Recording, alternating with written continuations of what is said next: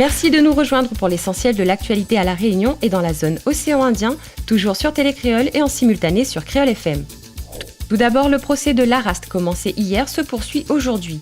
Un procès en appel au parc des expositions qui a réuni plus de 200 personnes. Une première journée qui a été marquée par les interventions des avocats de l'AGS, puis ceux du département, et enfin des salariés pour qui le département est responsable. Et dans le dossier CIB, nouvel épisode, toujours dans cette démarche de dialogue de qualité soulignée par le préfet, on apprend que les dirigeants de la société industrielle de Bourbon ont été reçus en préfecture par Jean-Luc Marx et en présence de la sous-préfète de Saint-Paul, du directeur des entreprises, de la concurrence, de la consommation, du travail et de l'emploi.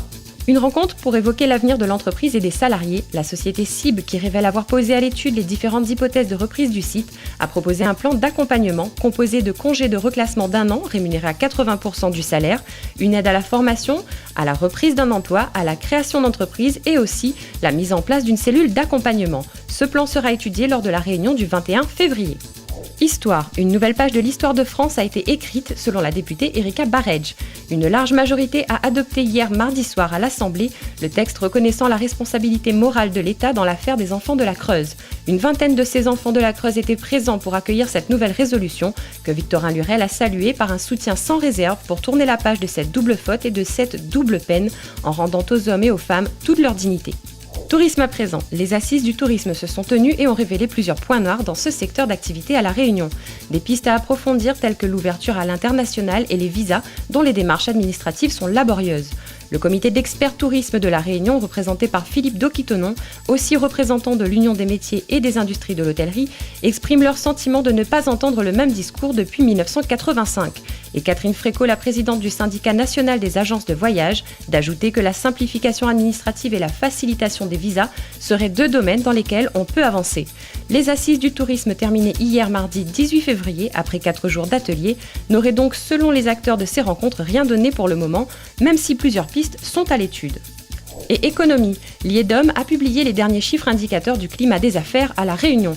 Et ils sont plutôt bons avec une hausse continue pour le 3e trimestre consécutif de plus de 2,4 points.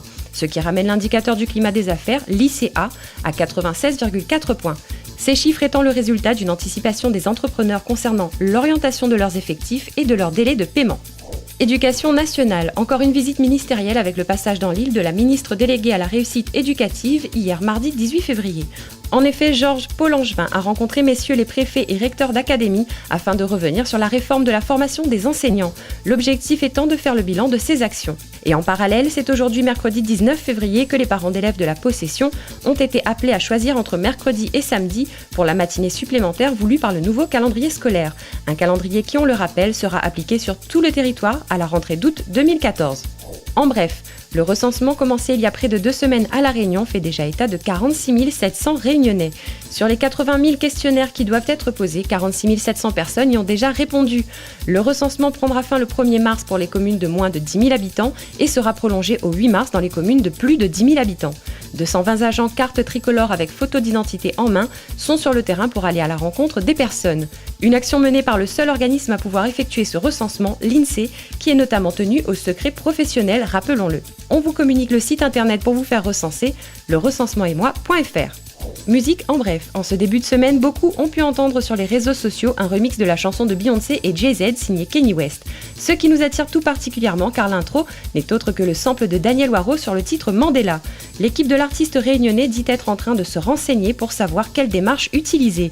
Philippe Conrad, le manager du Maloyère, insiste sur la manière peu élégante de Kanye West d'avoir repris un morceau sans autorisation et surtout dénonce-t-il le contenu de ces 2 titres opposés déjà de par leur contenu. Et concernant le point météo, on vous le disait dans notre édition d'hier et c'est chose faite, le système dépressionnaire a été nommé ce matin Guito par les services de Météo France. La tempête tropicale modérée était ce matin à 1590 km de La Réunion et se déplaçait vers le sud-sud-ouest à 20 km/h. D'après les services météorologiques, le système ne devrait pas concerner La Réunion.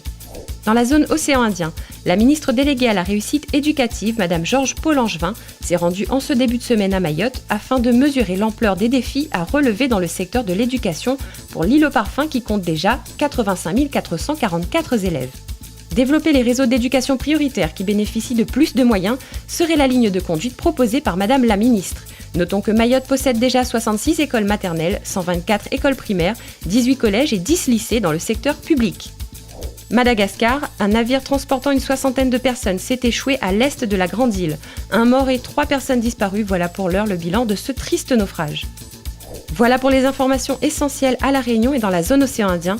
N'hésitez pas et envoyez-nous vos photos et vos vidéos prises avec votre smartphone pour nous faire vivre votre actualité. Bonne suite de programmes à tous sur Télécréole et Créole FM.